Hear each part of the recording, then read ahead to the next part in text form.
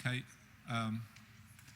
Good morning, almost afternoon, everybody, and thank you for coming to this workshop about enhancing linguistic and cultural diversity. And it's also about launching the IDN 2016 World Report on Internationalized Domain Names. And it was supposed to be a quite intimate session, because it was called Birds of a Feather session, which are meant to be in a very small and cozy room. Now we have this university-style room, which is very much appreciated. But I would like to know how many of you, and it's a question, so as this session would like to be interactive, how many of you, apart from the panelists, know what IDNs are? Raise your hand, please. Okay. Okay, so let's say 20%. My name is Giovanni Seppia. I work as External Relations Manager at URID. URID is the registry operator for the .eu top-level domain and .eu also in Cyrillic. And we work under contract with the European Commission. And we are very much into cultural and linguistic diversity, because part of our mandate is to support our operations in the 24 official languages of the European Union, which is quite a tough mandate. It's quite a tough part of our mandates, let's put it this way. But we love it because it's really expanding the way you know and engage with stakeholders by knowing them in their own mother tongue language. Today, as I said, we are going to introduce and launch the IDN 2016 World Report on Internationalized Domain Names. And the report has been produced by URID in cooperation with UNESCO and VeriSign, and with Emily Taylor, sitting here at the panel as the main author, and Oxil as the producer of the online version of the IDN World Report, which Emily will speak about. That said, I would like, again, this to be an interactive session, so feel free to raise your hand whenever you don't understand something, because there are quite a lot of technical elements when we go through what we like to speak about today. But also, I would like to leave the floor to Emily Taylor, main author of the IDN World Report since 6 years, because the entire exercise started 6 years ago, and it has become a yearly, let's say, a yearly meeting for us, something that we do every year. But instead of having now something that is done once in a year, the purpose is to have something that is regularly updated throughout the year. So thank you, Emily, and if you can please also introduce yourself a bit. Thank you. Thank you very much, Giovanni. I'm delighted to be here.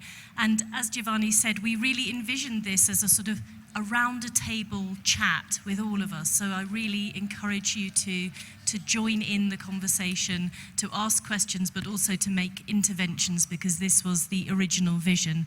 I'm going to just set the scene on the World Report on Internationalized Domain Names, but I would like to emphasize that this session is about cultural and linguistic diversity in cyberspace. So it isn't only about domain names, but also about the importance of multilingualism. So I'm going to just see, this is another sort of cliffhanger moment where we see whether the slides actually work.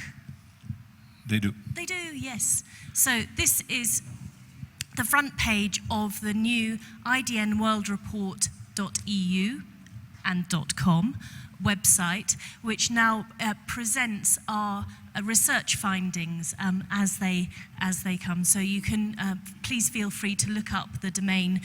We haven't actually done this presentation from the live website because, as they say in showbiz, never work with children, animals, or the internet. So we just wanted to take a few snapshots to just give you a sense of how things are going. advance. Spoke too soon.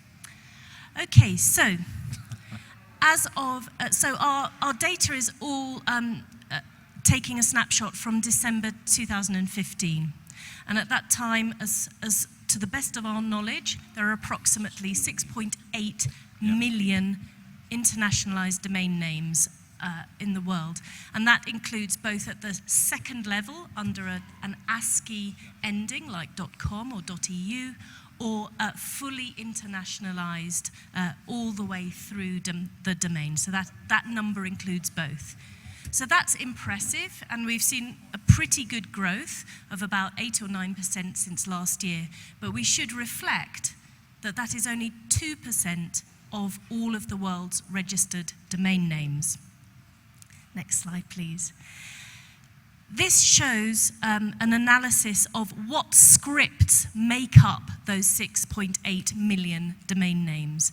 And we can actually see, when we reflect that there are, 6,000 languages spoken in the world, that only 3 scripts actually make up 90% of the world's IDNs at the moment. And they are Latin script, Han scripts, and Cyrillic scripts.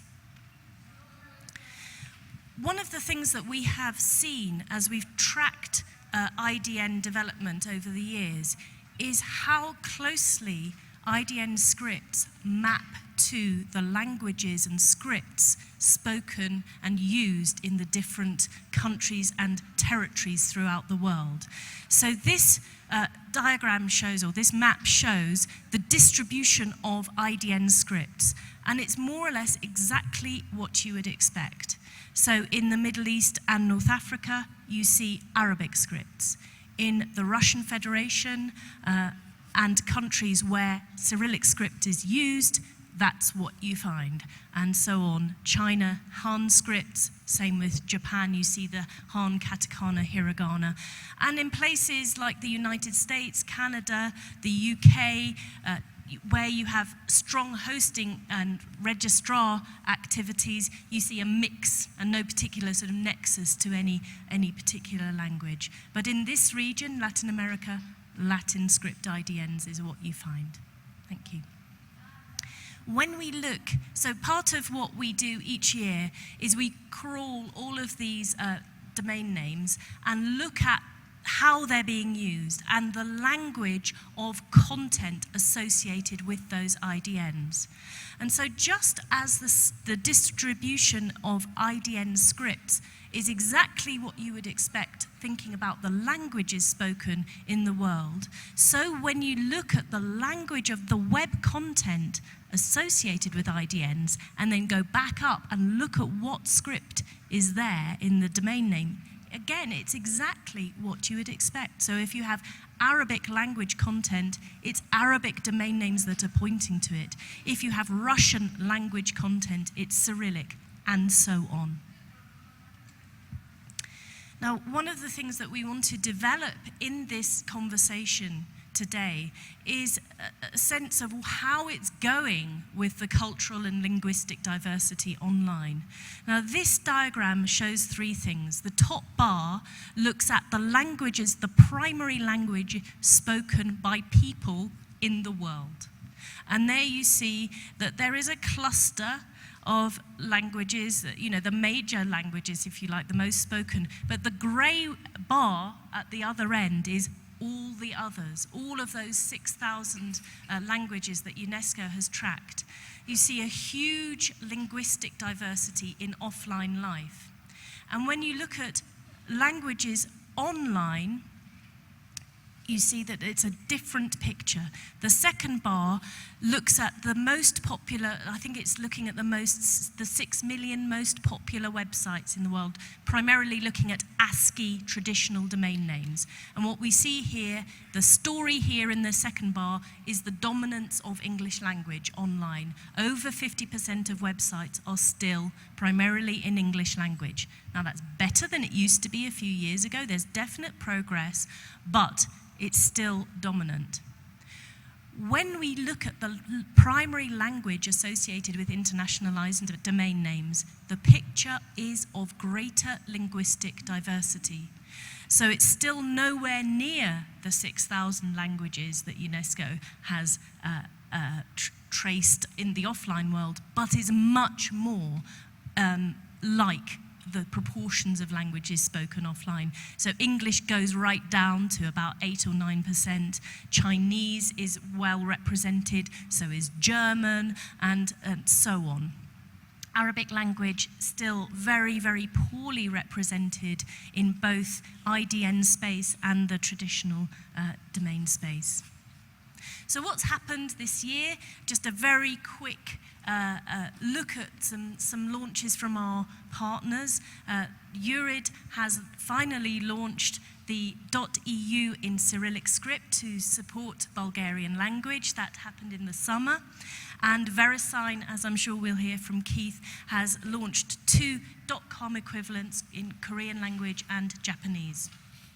Got that right. And we've also launched our website to try and make our research a little bit more accessible and a bit more of a sort of something that one can dip into and look at a lot of charts and graphs and different sections. Thank you. So I've written out conclusions.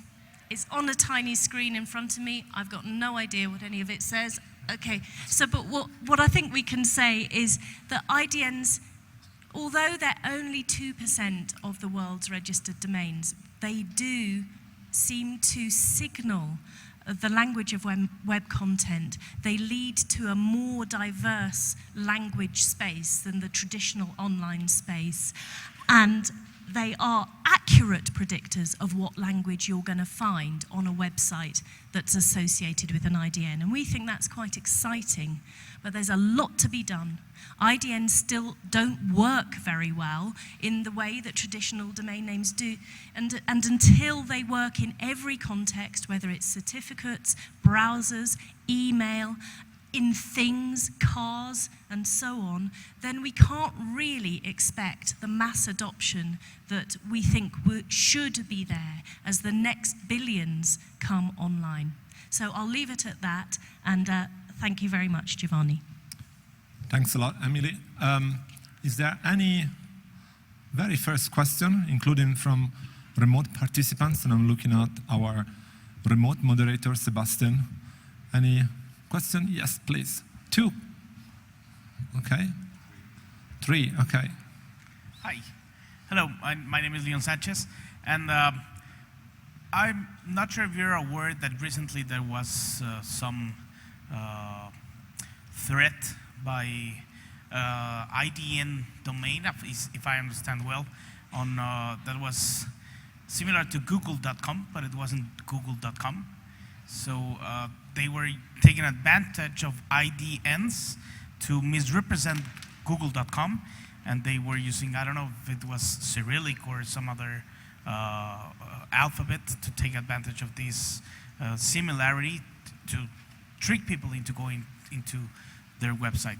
So how can we prevent this kind of issues? I mean, I know that danger is all around everywhere, and it's not only in the online world, but how can we prevent people that are beginning to get familiar with IDNs to make a distinction or to help them navigate safely in this world of IDNs? Thank you, Leon. It's indeed an interesting question, as security and IDNs sometimes, are quite sensitive elements. So anybody in the panel who likes to take it up and answer? Yeah, okay. Let's go for the other 2 questions, and then we'll try to answer all together.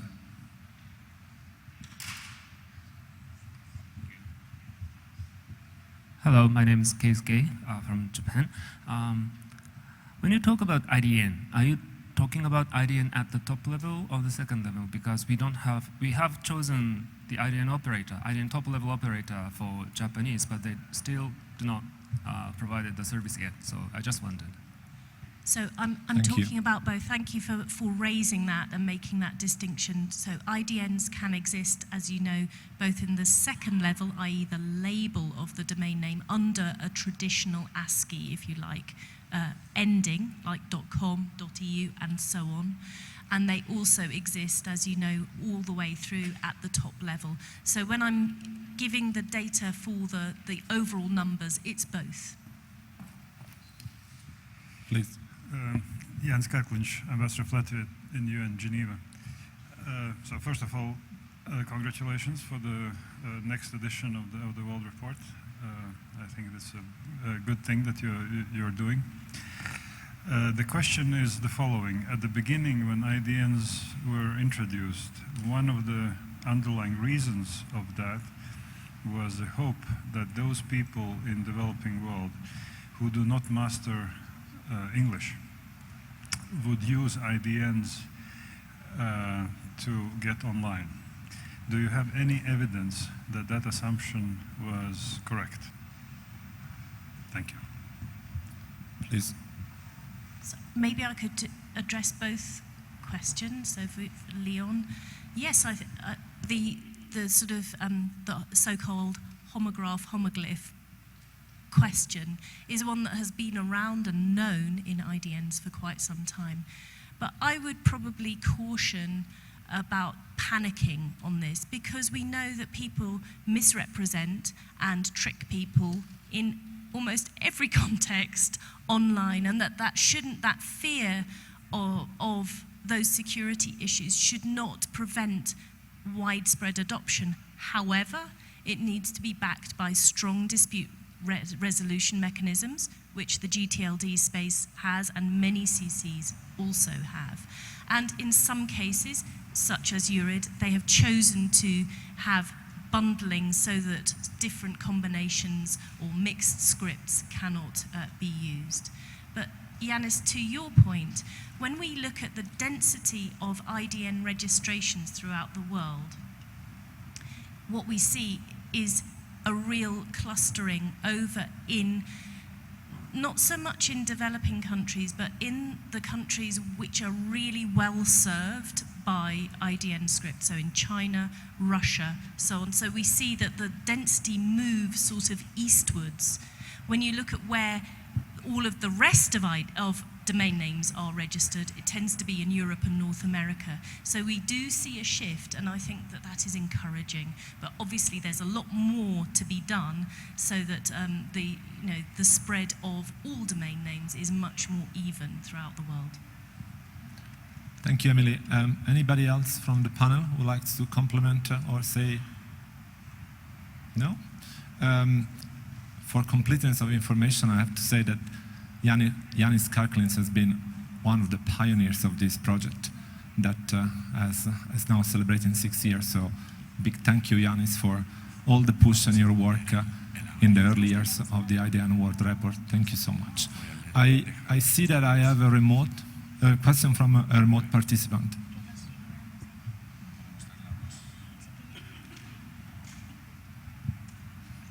Is there a question from the remote participant? Yes, it's coming. Yes, indeed. We have a remote participant, Ms. Wafa Dahmani from the ATI. She will be connecting in just a moment.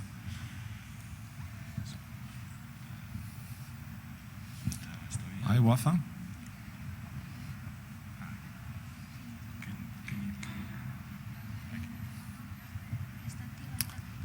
Hello, Wafa. We can only hear her through this session. Okay, I feel like Houston. Wafa, can you hear me? Okay. And Yes, I'm afraid that Wafa can hear us, but we cannot hear her. yeah, it's really like So Houston. We have a problem. So, if it is all right, I will act as Wafa's voice for this. Please. If Wafa, you're okay with this? I will act as your voice. If you will go ahead and speak, I'll repeat through because we're having some connection issues. or maybe she can write. Or as we do not have much time, I would suggest that while she formulates the question, we move forward and then we'll get back to our question at a later stage. She will formulate it while writing, and I'll read it later. Perfect. Thank you. Thank you. So I'd like to leave the floor to one of the partners of this project, Indrajit Banerjee from UNESCO. And UNESCO has been also not only a supporter of this project, but it's very much looking into diversity of languages and support of endangered languages, both online and also in reality. And it's really great to have UNESCO as partner in this project, and it's really great the work that UNESCO is doing to support linguistic and cultural diversity. So Indrajit, the floor is yours. Thank you very much, Giovanni. Very good afternoon to all of you, ladies and gentlemen. We are very happy to be on this panel. In fact, before I begin, I must say that you should blame Ambassador Karklins for all of this, and not put the responsibility on me, because he was really the person who moved this project as far as URID is concerned. And we firstly welcome the URID Global Report. From Emily's very brief presentation, we could already see how much insight there is in such a report, not only about IDNs, but you can extrapolate this and connect it to the whole language situation in the world. I must say, I'm very surprised after all these years of talking about access that we never really paid much attention to the whole question of multilingualism in cyberspace. I mean, recent statistics are quite appalling that among the 6,000 spoken languages of the world, 50% are going to disappear by the end of the century. So that's quite tragic already. But UNESCO looks at this whole question of multilingualism in a rather holistic manner. We believe that on one hand, the internet constitutes a very fundamental tool, an extremely powerful tool to ensure that languages can be promoted, languages can be learned, languages can be shared online with at least almost half of the world's population. On the other hand, as all natural things evolve and cultures evolve, languages are bound to disappear. And the question then is, how do we use these technological platforms, the internet and other tools we have, in order to preserve languages and record them for posterity? So it has to be a two-pronged approach. One is promoting language learning, language sharing, promoting languages online, and on the other hand, preserving languages to the extent possible. And this is why UNESCO has launched very recently. As you know, we had for many years the Atlas of Endangered Languages. And already by 2001, we had listed 800 endangered languages. So of course it helped to create some alarm bells. There were governments which were getting very concerned that many of the languages which they didn't themselves know existed were on the verge of disappearance. But it also shed light on the fact that something must be done urgently, and that's why UNESCO came out with a recommendation on multilingualism in cyberspace. And the whole idea was to ensure that governments did everything possible to make sure that languages thrive on the internet, languages are protected, languages are promoted, and so on. Now we've moved to another level, because the general feeling was that, yes, we have listed endangered languages, but of course, there could be more endangered languages as we go along. Some of the languages which are not endangered today will be endangered tomorrow. So then we had experts from around the world meeting in Paris, and their conclusion was that we need to create an atlas world atlas of languages, all languages, endangered or otherwise. And this is a very significant project we have launched. And we have launched a series of initiatives to increase linguistic diversity, contribute to human development around the world, better respond to the development challenges through the application of inclusive ICTs, developing innovative and scalable ICT-supported models of expanding access to multilingual information and knowledge, and development of the World Atlas of Languages, stimulating collaboration through awareness-raising campaigns. So in this project, and I'll be brief, we have managed to create a global task force on multilingualism, where we have invited various organizations, major linguists around the world, universities, and others to join in terms of identifying what is the way forward, how do we identify these languages, how do we take stock of them, how do we preserve them, more importantly. Because so far, I think in the past we've been listing languages which are endangered, listing languages per se, but I think we can do much more with the technologies and the tools we have today.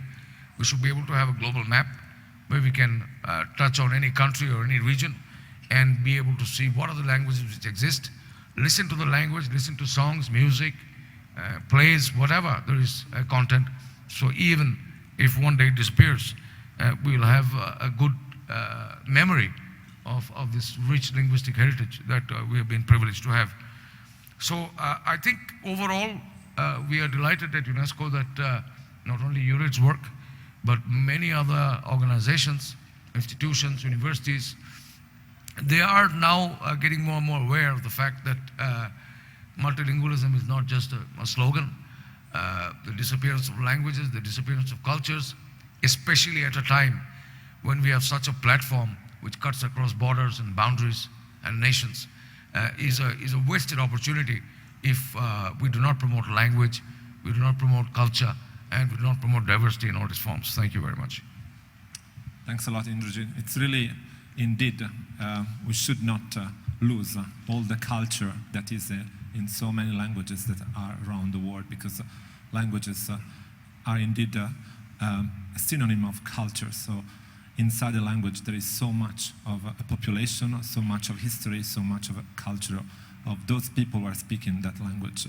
And so we are really happy to continue to partner with you. And also one of the long-term projects that we have started to look into is how to, let's say, investigate endangered languages online. So that's an element that it's in the pipeline as part of the IDN World Report. Is there any question? Do we have the question from the remote participant? Yes, we do indeed. We're going to try to cue the audio one more time, and otherwise I'm ready to read it. Okay, let's see. Wafa, can you read me? She doesn't.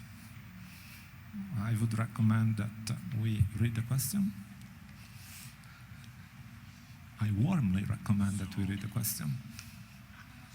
Okay, so we seem to not have the audio, so I'll go ahead and read it. This is from Waha Dahmani from Tunisia in North Africa. Can you hear me? Wow, yes. Yeah, so contact established. Thank you, Wafa. Okay, please speak up. So, I will speak for a few minutes. I hope you can hear me well now. I was expected to join you offline, but I couldn't make it to Mexico. I will speak a little bit about our experience in Tunisia. So I will begin by introducing myself. I'm Wafa Dahmani from Tunisia. Tunisia is in North Africa. I work in ATI, which is the local registry, and I'm running our CSTLDs, ASCII and non-ASCII, .tn and .tunis in Arabic. I think that today in this workshop we are discussing a relevant subject, which is multilingual and cultural diversity in the cyberspace. Consider it for me as one of the key areas of the main dimensions for increasing connectivity.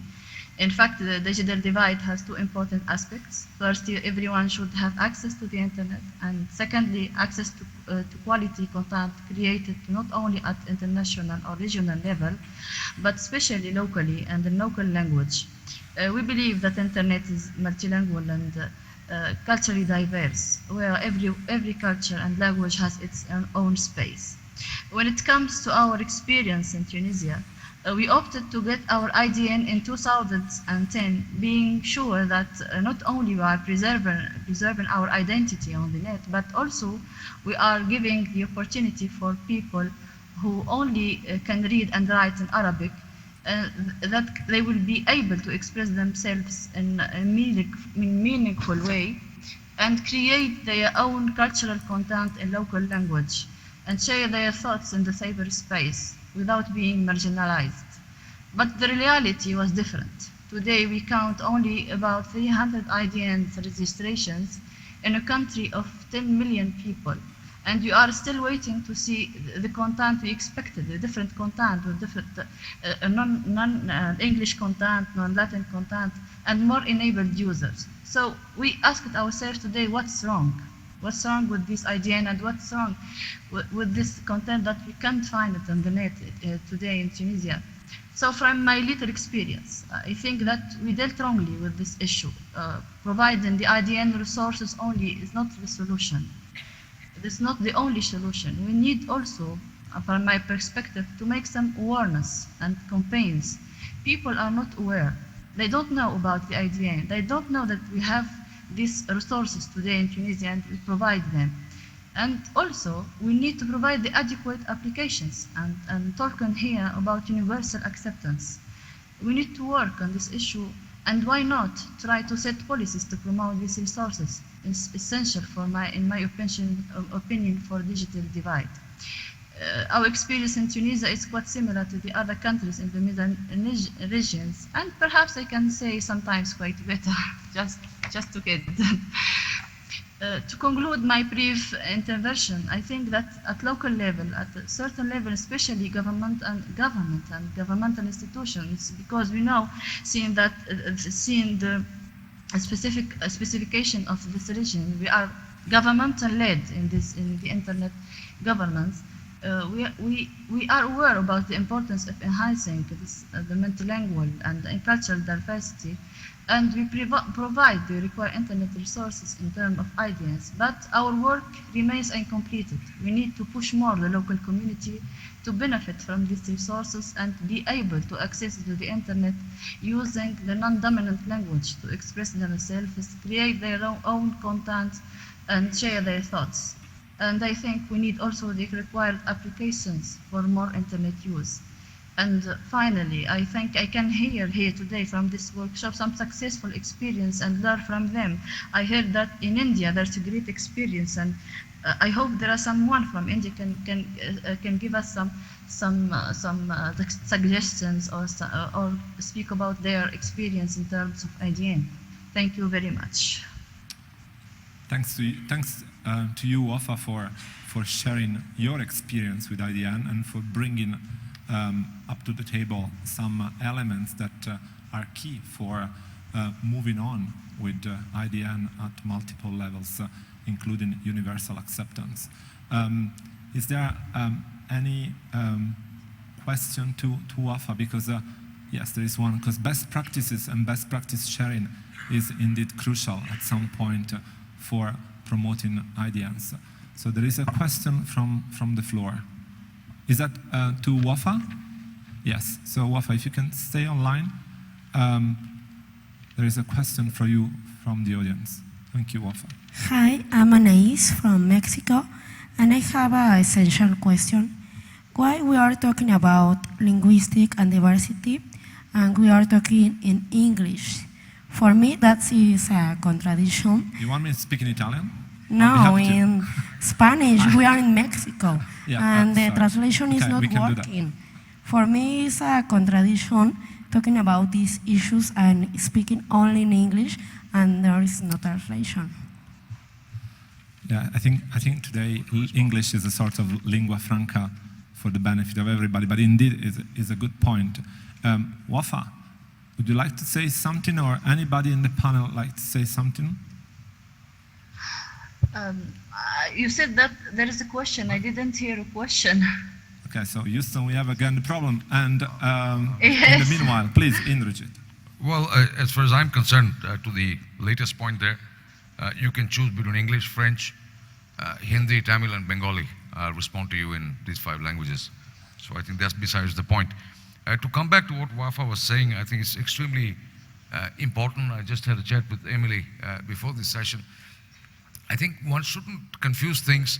That the IDN has a certain raison d'etre, and IDNs are not going to solve all our problems when it comes to multilingual content.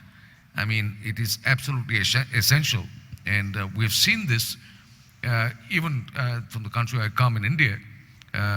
Whenever there is locally relevant content, the uptake in terms of access is very high.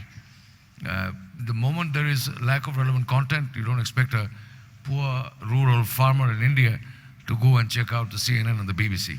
It's not going to have any usefulness for them, so it's a complete waste of time. So I think the more we people the sites, once we have the IDNs, once we have the space with local content and locally relevant content, I'm sure the whole issue of access is going to take a dramatic turn. People are not only going to access for access's sake. Well, I have a connection to the internet, so I better go online.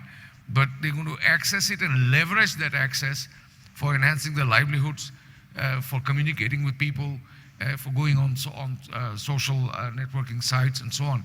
So I think this is a good point you make, Wafa, but I don't think the intention of the panel nor the URID report was to claim at any point in time that IDNs would solve our problems in terms of enhancing access to multilingual content. Thank you. Thanks a lot, Indrajit. Yeah, we got an answer from Wafa. Yes? Another participant would like to ask a question? Okay, yes, please. And then we have another question from the floor here. This question is coming from Manal Ismail from the Egyptian government, who would like to agree with what Wafa said about the needed awareness, and also goes on to state, I think widespread adoption of IDNs, at least for certain scripts, is impeded by weak DNS industries in general, but most importantly by lack of universal acceptance, which holds back all of what IDNs promise. Thank you. And many of us know Manal, and we know how much she has been working hard to promote IDNs, not only in her country, Egypt, but in the GAC, where she participates as a representative of the Egyptian government. So thanks a lot, Manal. We have another question from the floor. Comment, statement, okay? Thank you, Giovanni. My name is Peter van Rosten. I'm the general manager of Center. It's not a question. It's a couple of contributions to the debate from a European perspective.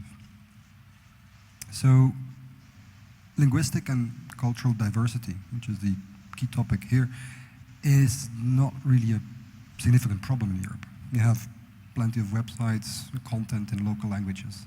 Speaking as a Belgian, most of the websites that I regularly visit are multilingual. You just choose the language and magic happens. Most scripts are Latin-based. Greek and Cyrillic are the exceptions that were already mentioned. And typically the introduction of IDNs, which started, by the way, in 2002, and some CCs only introduced IDNs as recently as 2015. These introductions just added 20-some characters to the standard character set of 26 Latin characters. When they were introduced, and especially given the fact that they were introduced so late, it already signals that they were not seen as a necessity, but more as a nice to have. They were quite often pushed by the market. I don't think that they were always demand-driven, which explains sometimes their lack of success. And you see that some of the most valuable IDN domain names, I'm talking about the second level, in some of the European CCs were picked up by investors. And so they are not even visible in the day-to-day use of IDNs. So penetration remains low on average.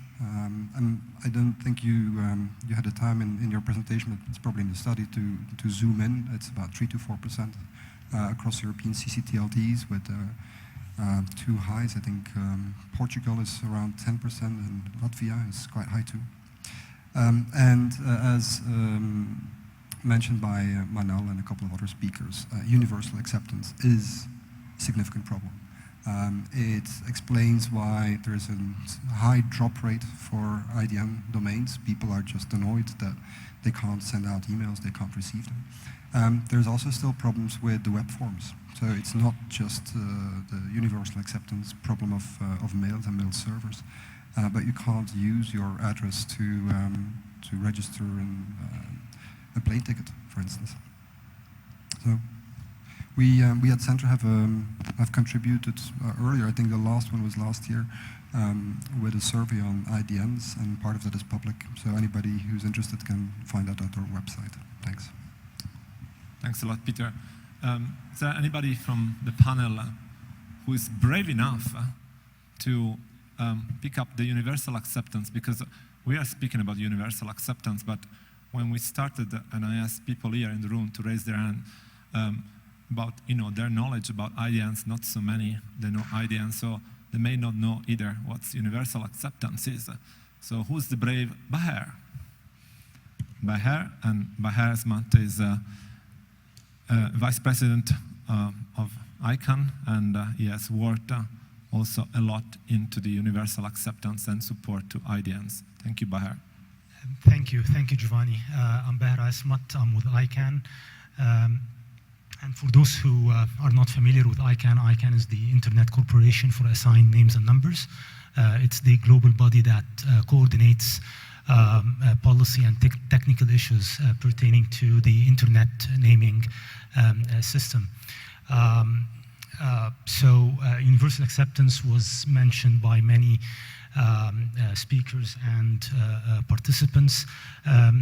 Universal acceptance in a nutshell is a concept whereby to ensure that all domain names are treated equally by applications and online systems in general. That is when you go and do any online transaction, e-commerce, or you want to do an online booking, and you provide your email, for example, that the online system that you're dealing with does recognize, validate, and accept this domain name. Currently, there are many online systems that for different reasons do not recognize or accept new forms of domain names, whether they are IDNs, internationalized domain names, domains that are not in ASCII or Latin script, or new generic top-level domains. So again, for those who don't know, ICANN has a few years ago introduced a program to add new generic top-level domains to the sort of legacy domains like com, net, org, etc. And currently we have over 1,000 of those new top-level domains in the DNS system or the domain name system. And a part of the universal acceptance project is to get those systems, as I said, recognize and accept those new domains. So ICANN has been leading a project with a community, with the internet community called Universal Acceptance, and they have Universal Acceptance Steering Group. And the primary objective of this group is to work with software developers, application providers on making their systems universal acceptance ready or enabled. So the steering group is a community group with experts from multiple disciplines, from technical community, from academia, from business, and they have been working on a number of areas like communication and outreach, like documentation, and also they have been doing some measurements. So on the communication part, they have been issuing documents, white papers, sort of facts, explaining what the issue is, explaining how to deal with the issue, explaining to software developers how to make their systems UA, Universal Acceptance ready. So there have been a lot of documents available on a website called uasg.tech. So actually the group is using one of the new top-level domains .tech to try to also promote the use of those domains. On the measurement side, there have been some experiments on measuring how many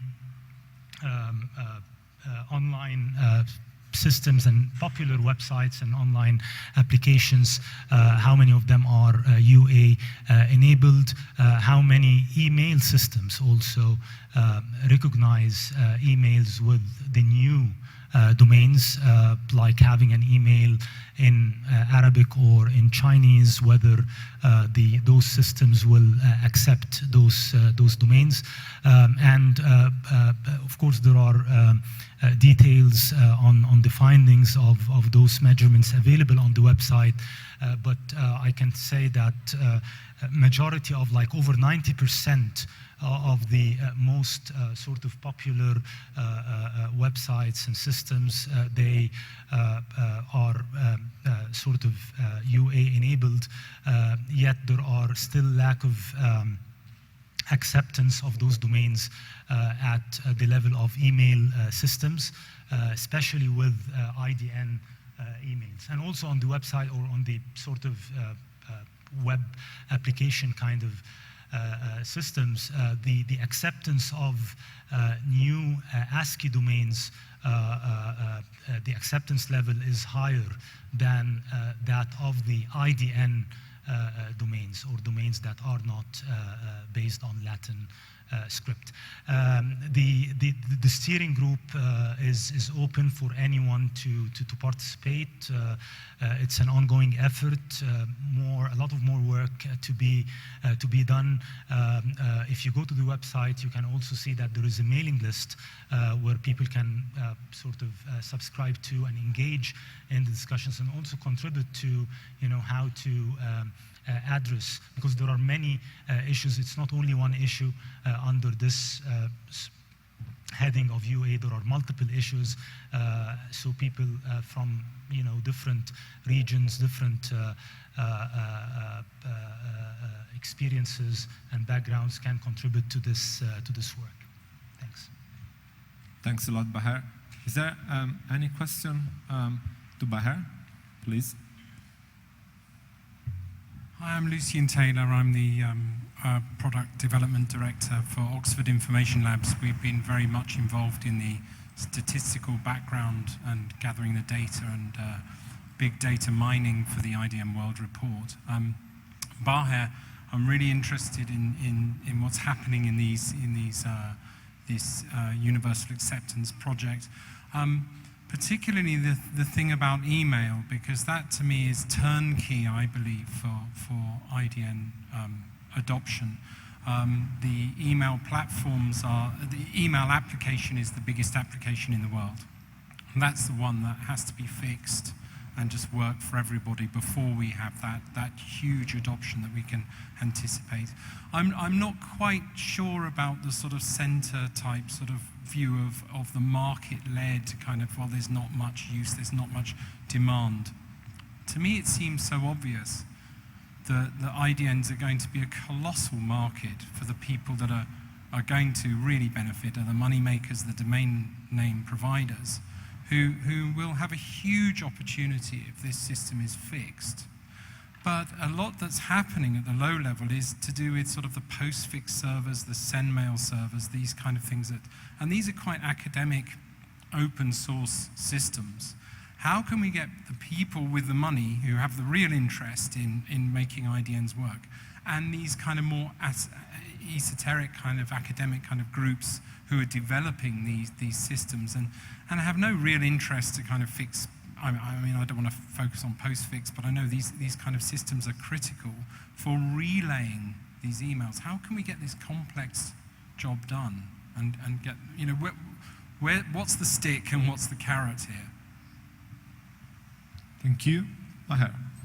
Yeah, complex question. Yeah, it is, and I'm afraid I'm not, I'm not sure I have the answer, but it's a complex issue, and this is part of the challenge that this steering group actually has been facing, how to get to the right people, whether among the decision-making sort of group or the technical group or the business group. So it's a complex thing, and that's why also part of the communication and outreach that the group has been doing is to approach each of those groups in slightly different messages.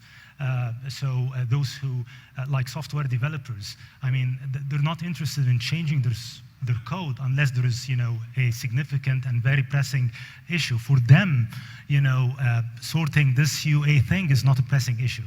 And so forth. Same goes for investors, for CIOs, and so forth. So it's a complex thing.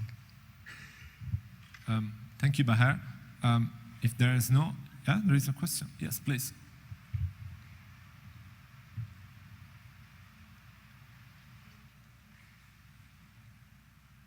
Hello, my name is Sorus from the government of Tlaquepaque. Good tequila there. I have just an annotation about postfix and sendmeltem. The open source communities are doing great efforts for this thing of multi-language because they are open, so any developer in the world can do the fixes and upload the changes and make these things work. So it's some kind of lucky that postfix and sendmelt, maybe the most distributed, sorry, bad English, are open source software. So maybe if we encourage to development companies to invest in open source solutions, we can do a really good work in multilingualism. Here in Mexico, we have a Wirrarica Linux distribution, and an our Linux distribution with these pre-Hispanic languages, and they are getting people on the north of Jalisco working in their own language. It's all. Thanks a lot. Very, very good point indeed. Very good point, and because it's a good point, I like to pass the floor to Michael and Marcel, who may, complement what has been said about universal acceptance and what can be done to make sure there is enough support, technically speaking, to IDNs and to linguistic diversity online. Thank you. Thank you for having me here. I'm Marcel Leonardi. I work for Google Brazil in the public policy team. And I'd like to move a little bit away from the IDN's discussion, especially because the very first question that this panel presents is how are the major web platforms encouraging diversity in cultural and linguistic expression? So I'd like to give two very specific Google examples. One of them is more global, a curated platform, and the other is more local to my reality in Brazil. And I'll make some connections that maybe haven't been done before, and I'll appreciate questions from the audience and from my fellow panelists. Well, the first one is a platform that not everybody knows, despite Google having kept it for quite some time, which is the Google Cultural and Arts platform. It is maintained by the Google Cultural Institute. I encourage you to visit it, google.com/Cultural Institute. It's basically a curated website. Google has partnered with over 1,000 institutions across the world from over 70 countries. The website showcases more than 6 million photographs, over 400,000 works of art and pieces available in museums. And essentially, it digitizes all of this content free of charge and basically puts that for the preservation for future generations. It's an ad-free website. There's no money to be made out of it, and it's essentially a way to preserve all of these materials for future generations. One of the most interesting parts of this website is we have developed a technology called Gigapixel, which essentially makes incredibly high resolution images of famous works of art to the point where we can actually see more detail than actually being present in front of the very piece of art, the very picture, the very object. So it's very interesting, and the reason that that this is a way to obviously amplify and diversify culture is exactly one of the most major hassles that we still have throughout the world. Is obviously, if you want to know more about the culture of different places, usually you still have to travel, right? Traveling is great for everybody, but not everybody can afford it. So having these pieces digitized in partnership with museums that decide what kind of content gets online and what does not is a way that Google is promoting this kind of diversity. The other thing that I'd like to address, and it raises the point of why sometimes we don't see as much diversity as we would expect, is one thing that we have noticed in Brazil, my home country. So Brazil loves YouTube. Basically, we are probably the second, if I'm not mistaken, in terms of traffic, Brazil is like second only to the United States in the amount of users that watch videos on YouTube, but it's only the 9th in producing content for YouTube in general. So there's a clear gap there. And obviously, besides the obvious gap, there are a variety of reasons why that happens. Obviously, not everybody can afford cameras, not everybody knows has access to the internet in the first place. What we have also noticed is some kind of self-censorship mechanisms working, especially regarding minorities and specific groups in Brazil. So for example, if you take Brazilian produced content on YouTube, it tends to be from the same kind of gender, same kind of ethnical profile in general, and we wanted to address that. So one way that we tried to address that was actually by empowering people and creators that actually were ashamed because of the harassment they sometimes get online for just putting their messages out there, to actually not be afraid of that kind of scenario. So for example, a month or 45 days ago, we actually did an event in London. Actually, sorry, in September we did an event in London called Creators for Change, which was basically the idea of showing the power of video to foster some of these issues that people are facing online, on extreme content, on issues like that. But in Brazil, the situation was particularly different. What we have noticed is, for example, African Brazilians and people from other ethnicities other than white were not actually producing content for YouTube, because when they did so, they would get harassed, they would get attacked on social media and stuff like that. So we started promoting events down there with that goal, essentially inviting, for example, the top 25 African Brazilian YouTubers to actually have a round of conversation in partnership with an NGO called Media Étnica, which essentially was trying to showcase the importance of being online and fostering cultural diversity within a specific country. So that's something that sometimes does not get captured in these debates. I mean, in countries as large as Brazil, I mean, I'm sure it's the same for several other different countries around the world, you have different groups that maybe are not as present, even though it's the same, it's supposed to be the same culture, the same language, the same people. So these are the two top issues that I wanted to highlight, and of course I'm open to the floor for questions. Thank you. Thank you, Marcel. Is there any question, please?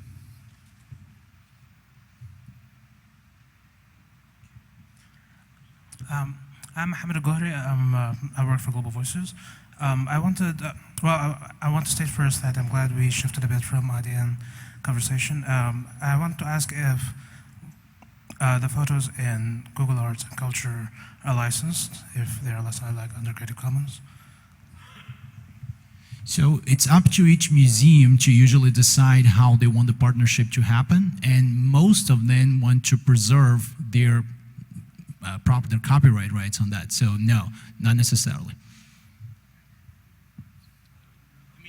They're licensed, but not necessarily under Creative Commons, just to clarify. Of course, they're all licensed, otherwise it wouldn't be there. Thank you. My name is Wang, and I'm from China.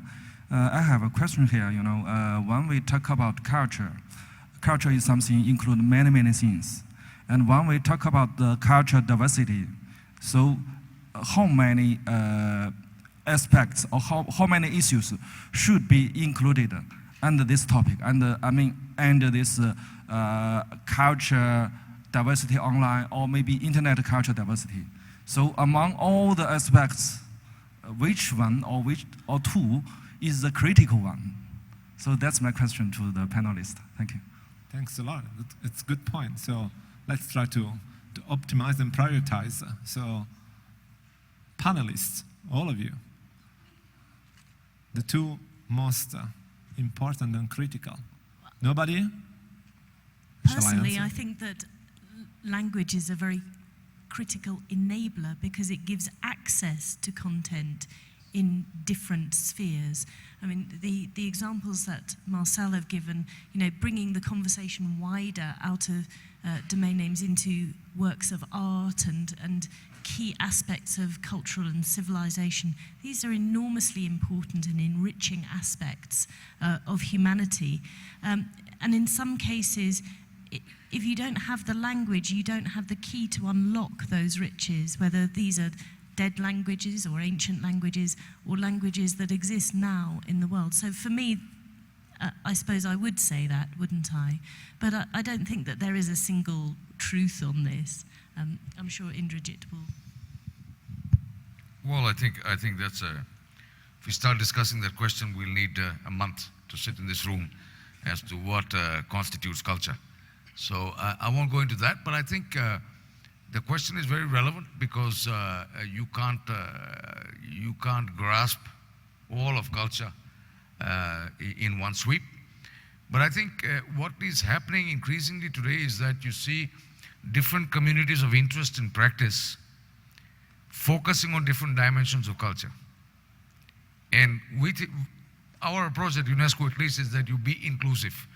So for example, I recently got a letter from a museum in France which deals with puppets. And I, who don't know anything about puppets, I said, so what's the big deal, But then I realized when I saw some of the shows, etc., how those puppets are used, not only in terms of how they're made, but how they're used to tell stories, how they're used to share traditions of past times, is amazing. So somebody has taken interest in puppets and created a museum. Somebody is interested in song, somebody is interested in dance, somebody is interested in language. So I think the strategy here shouldn't be to reduce culture to one or two critical points or aspects, but to say we embrace everything, bring it on. So inclusion is absolutely a key to dealing with culture. Just a second. In China, PC game is also Okay. very typical internet culture. Can you please speak at the mic? Sorry. Because there were In fact, in China, PC games or mobile games are typical kind of internet culture. But I don't know the general idea or your view on the internet the PC games future or something. And I'm also not sure if the internet culture should include this specific topic, such as PC game. I'll give you a worse example than PC games, or a better example rather. We are now at UNESCO on the verge of creating, because we protect cultural heritage, we protect documentary heritage, and now we have a huge project to protect software heritage. All the softwares that have been invented, which have slowly brought us to where we are going to start protecting software heritage. Why not? Okay, as Indrajit said, we can go on for a month, but we don't have a month. So, Marcel, would you like to say anything just to wrap up this part? Sure, just as a incredibly hardcore fan of video games, of course I would say that they are art, but people might disagree with me. And then again, we obviously have to see the other effects of that. I mean, take something as silly as when it was originally created like Angry Birds. It's spurred an industry, right? Finland made a lot of money out of that with all of the Finnish company Rovio made all the money out of that with all of the licensing and things, and it's undeniable impact culture in general. Could be pop culture, but it's culture nonetheless. And I guess even, for example, the Library of Congress, not sure if everybody is aware of that, they actually archive all tweets. And I'm sure we all agree that not exactly all tweets are worth archiving, so there you have it. Okay, let's keep the archiving and privacy matters for a while. Okay, we'll keep them out. Michael. Hi, so I'm Michael Kendi. I'm working with a consulting company called Analysis Mason, and just as kind of a bit of pre-advertising, we are working with the Universal Acceptance Steering Group on a project to kind of increase awareness of and show the benefits for website owners and others for accepting the new domains, including the IDNs. So I'm not sure when that'll come out, hopefully early next year, but really trying to create the case that there is a benefit to accepting all of these new domain names, including the IDNs. But what I wanted to spend a few minutes talking about was a project I did that recently came out with my previous employer, the Internet Society. And what we were doing is we were trying to start looking increasingly at content as the way to get people online in countries where mobile broadband is not ubiquitous, but getting close. One of the things people mention is that they just don't see an interest in the internet, that it's not for them, and a lot of that is because the content is for us, speaking as someone from Switzerland, and not necessarily for people in their local communities. So we started doing this, and the paper's called Promoting Content in Africa. It came out a few months ago, and I wrote it with a colleague, Bastian Quast, from the Internet Society. One of the real learnings for me was, so we looked in Africa, that the official language of a country like Kenya might be English, but not everybody there speaks English or is comfortable in English. And the best data that we found on that was from the Pew Internet Surveys, that's PEW, and they showed that people were much, much more likely in Africa to own a smartphone if they spoke or read English. Even in Senegal, which was really surprising since it's not an English-speaking country, even as the official language. So that really suggested, looking at how to promote the creation of more content locally, because that's going to be in the right language and on the right topics. And then just one other piece that we found that we were quite surprised about with that is, of course, if you're creating content, you want to monetize the content, you want to make some money eventually. But one of the major advertising platforms doesn't support any sub-Saharan African language. So you have to advertise in English, and you're also not allowed to mix and match, meaning that you can't have a Swahili website with English advertising. They have to match. So basically, you can't advertise on any local languages or sub-Saharan African languages. So we've flagged that to the company, and they're starting to think about it. It's not a technical issue. It's simply, I guess, a business issue, and they'll hopefully start to support mixing and matching or support the local languages. And then just the final point that I wanted to raise was my co-author was working on his thesis, and he came up with quite an interesting observation that in Botswana, there was demand for using Google, and they wrote, some professor came out with the local interface of Google in the local language Setswana. I hope I'm pronouncing that right. And so that was kind of in response to demand, but there were some people in South Africa that speak that language as well. So suddenly they could get the interface in their language.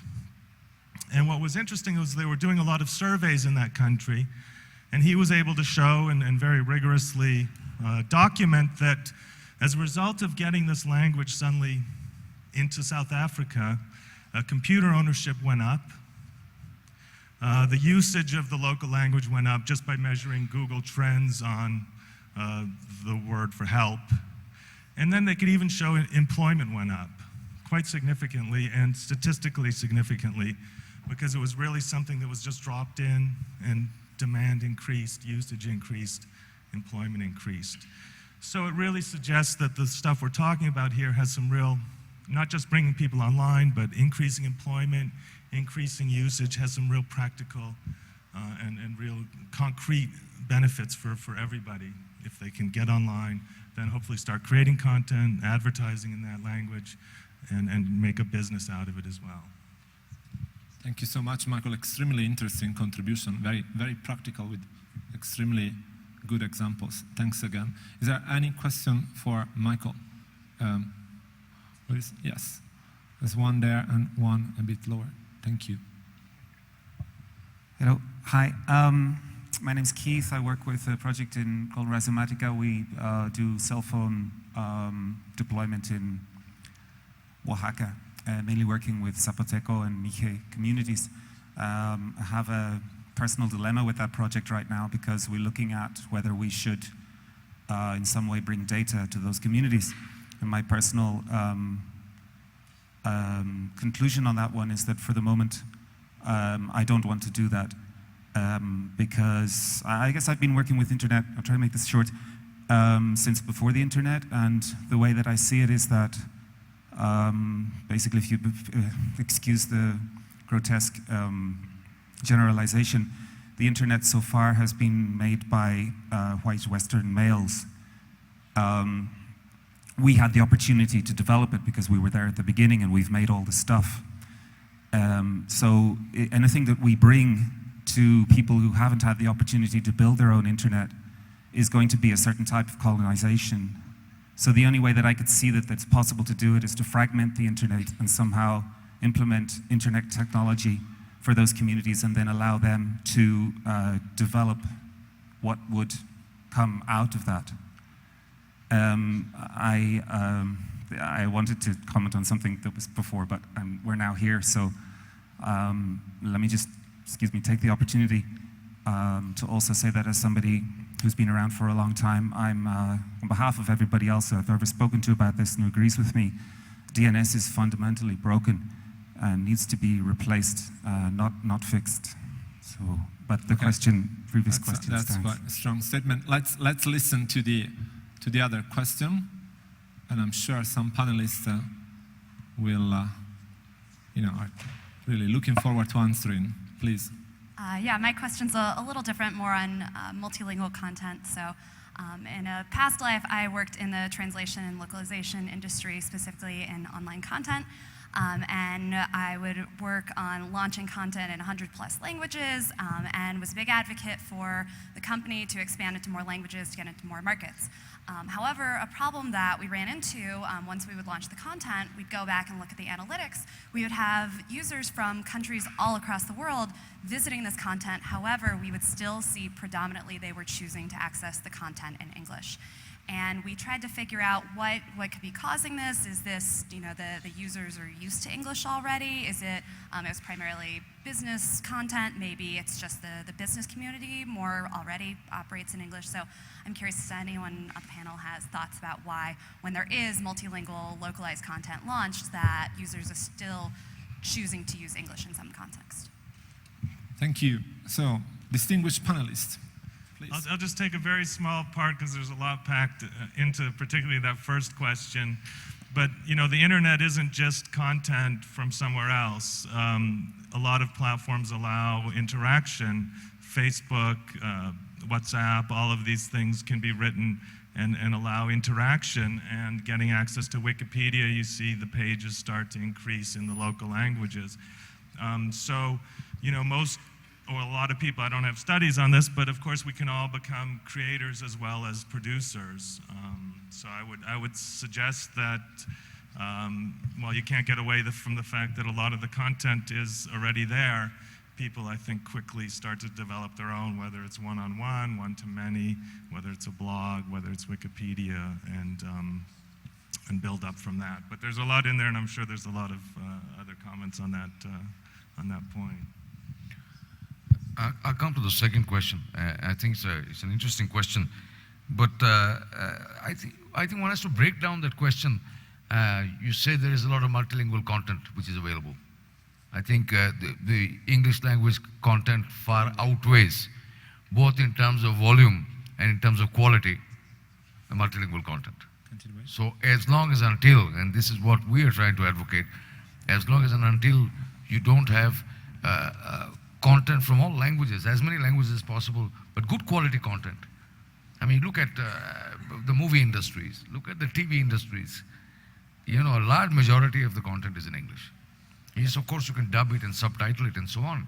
But the fact is, as long as both the volume and the quality of content is at par with English language content, which I think China has managed to do to a great extent, on both dimensions, I think you still see a lot of people who will tend to lean towards English language content.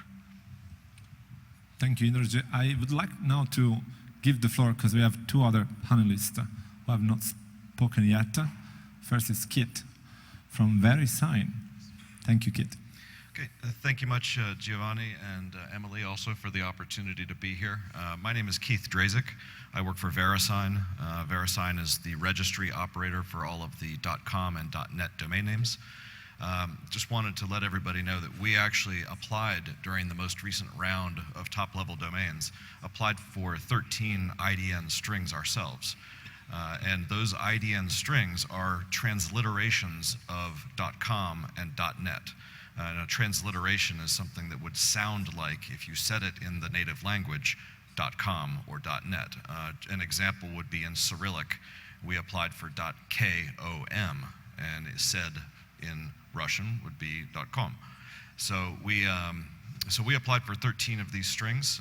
We have launched 2 at this point, I think, as Emily mentioned earlier. We are very, very committed as a company to launching and promoting our IDN top-level domains. For many years, we have been supporting and offering second-level IDN strings on .com and .net ASCII, but we are absolutely committed to moving forward with a IDN.IDN approach to our brands. So I'll be brief. I know we're running out of time, and I know there's some other things to be said. This has been a very, very enlightening discussion, and I'm glad to see that it was broadened outside of just the IDN TLD question. I do want to compliment Bahar for his sort of overview or introduction of the Universal Acceptance Steering Group.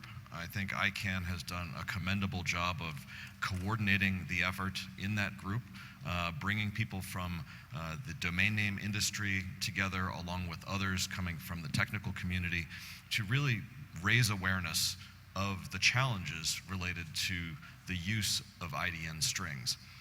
And I want to make clear there is nothing technically wrong or broken with IDN top-level domains or second-level domains or in fact the DNS. But I think it's important to note that there are real challenges still with availability, awareness, promotion, and importantly usability of IDN strings. And so VeriSign is committed to continuing to support the efforts of the report on an annual basis, and also to engage directly in the Universal Acceptance Steering Group. Happy to take any questions. Thanks. Thanks a lot, Kit. Can I ask Megan Richards of the European Commission to, say a few words about what the European Commission is doing about multilingualism and support to usability? Thank you. Well, perhaps if I stand here, you'll Please. see me better. It's so nice to stand up instead of sit down. Yeah, but you have to come to the stage. I don't have to come to the stage? Yes, please. Oh, okay. So good morning, everyone. I apologize for coming late, and I'll probably have to leave early. But so this is something that we support very much in Europe. I think some of you have probably heard me say in Europe we have 23 official languages. Those are just 23. 24, sorry. Because of the Croats. Sorry. I've been saying 23. It's 24 now. He's absolutely right. Those are just the official languages, which we have to translate legislation, European legislation into. But there are many other regional languages, etc. And we have, of course, all sorts of languages with interesting, I'm not supposed to say funny, but accents that make transliteration difficult and interesting on the internet. And of course, languages in scripts that are not Latin, like Cyrillic for Bulgarian or Greek for Greek. So just in Europe, this is a very important issue in terms of making sure that content is accessible locally, but it's even more important, I think, in terms of broadening access to the internet. If we have 4 billion people who still don't have access to the internet, they're never going to have access if the availability of top-level domains or content or instruments is only in languages that they don't speak. So we think that this is one of the most important things that we can do, not just in Europe. Eurid is doing a very good job in trying to make this .eu available in all the languages that we have in Europe, and there's other scripts that are available. But I think this is an area where we have to really make a lot of effort to make sure that government services are available in local languages, to roll out e-health, e-government, e-commerce, all the facilities and functions that people can use and have access to the internet to help drive forward the digital economy and society in other parts of the world, because, as some of you have said, this is something that is really important for access. Thanks. Thank you so much, Megan. Is there any question for Megan or Keith? Please. And I know that there's also a question from a remote participant.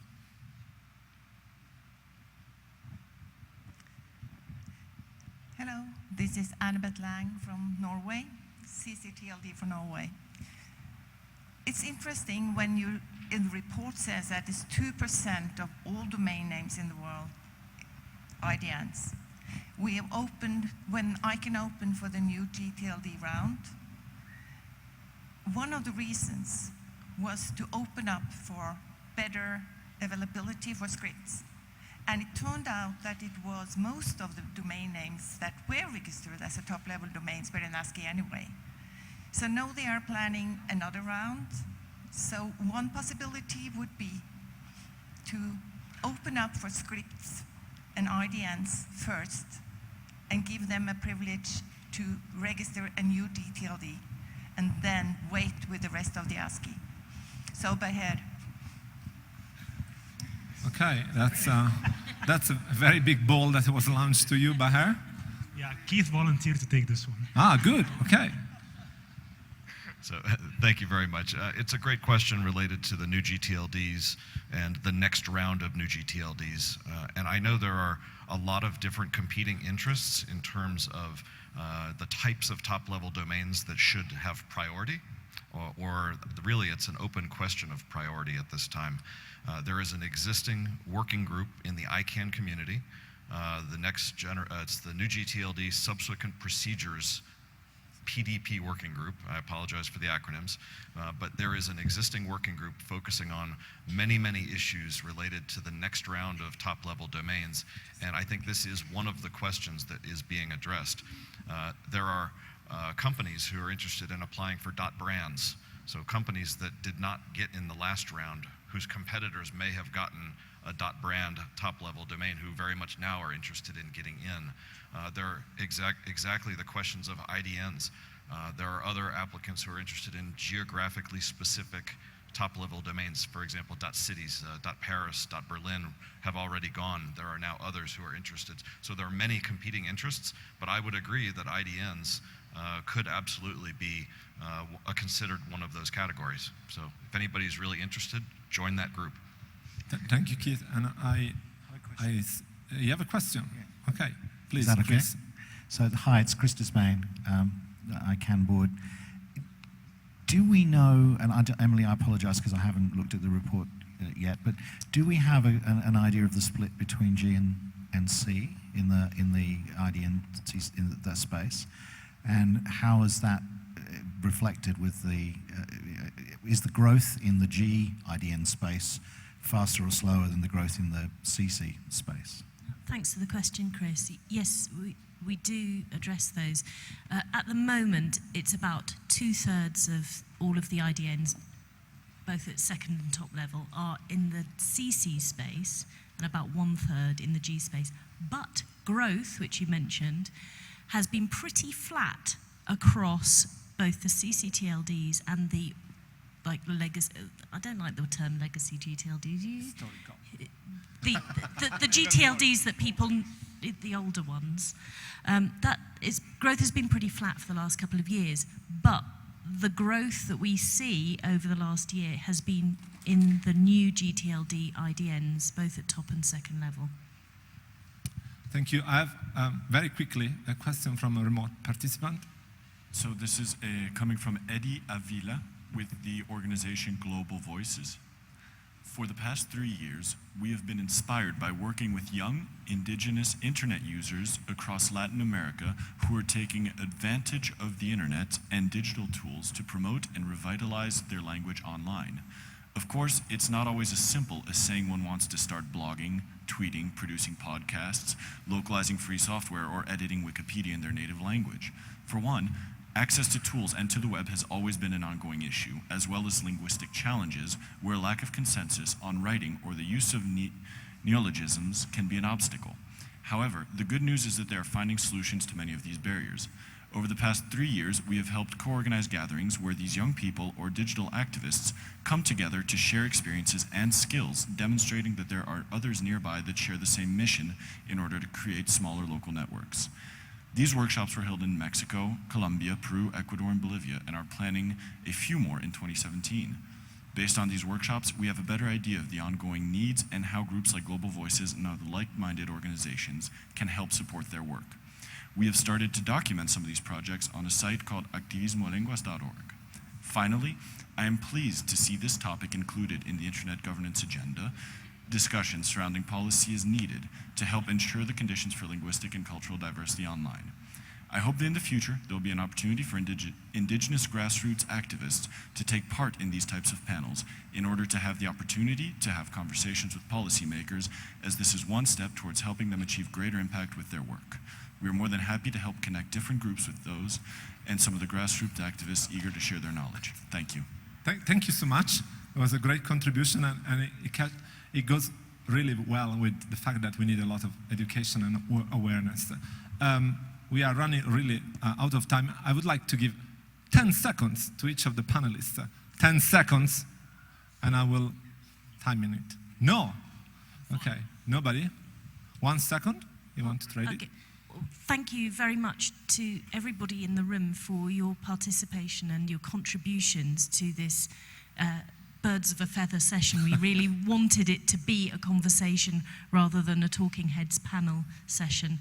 I think to take up Eddie Avila's point about the importance of involving grassroots activists and also youth in these debates is a very, very welcome point to make, and something that I would certainly support. Anybody else, like Indrajit? Well, I have to take the floor very briefly because this last question was a very, very important one. And as you may know that there's a lot of work being done by UNESCO and by many other organizations on indigenous languages, indigenous cultures. And I think it's very crucial, this bottom-up grassroots approach to preservation of linguistic and cultural diversity, because they are the people who live the culture. We are not there to go and preach to them how they should promote the language, how they should promote their culture. So this is a welcome thing. You may respond if they... Okay.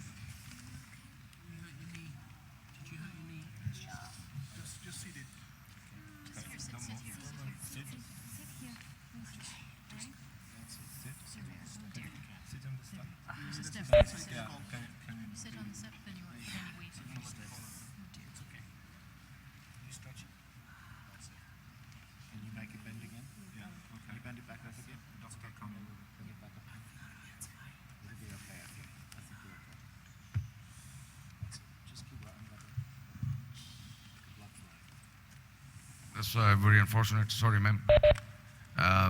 Just to finish on that point, I think please ask them to get in touch with us. We'll be happy to work with them. Thank you. Okay. Thank you, Indrajit. Bahar, would you like to say no? Okay. I would like to thank Megan. Would you like to say a few last words? Just two seconds.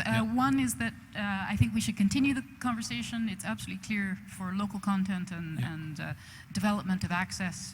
These IDNs and other scripts and other languages have to be really driven out, and everyone has a responsibility to do this. But I think you've already covered most of these issues. So thanks for again, organizing Megan. also the workshop. Thank you, Megan. Thanks to all the panelists. Thanks to all those who participated remotely. Thanks to the staff, the local staff who helped us managing this workshop. And I'd like to finish, there's a lot to be done. I'd like to finish with a sort of saying, which is, cuando el corazón habla, las palabras sobran. And the meaning is that there is a lot of passion needed by all those involved to make sure that we move forward to enhance linguistic and cultural diversity online, but not only. Thank you, everybody.